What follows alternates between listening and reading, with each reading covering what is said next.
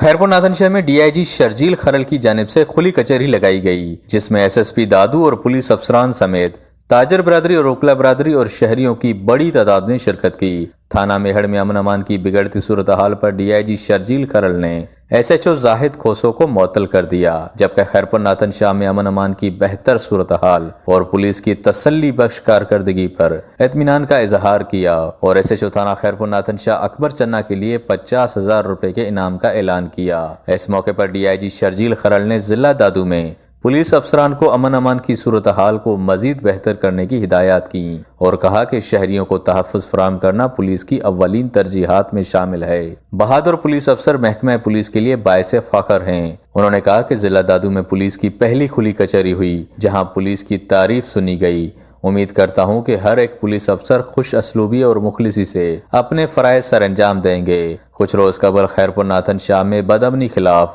تاجر برادری سراپا احتجاج تھی، جس پر ڈی آئی جی حیدرآباد نے نوٹس لے کر ایس ایچ او غلام حیدر پنور کا تبادلہ کیا تھا، جبکہ اکبر چنا کو S H O Khairpur Nathan Shah تعینات کیا گیا تھا۔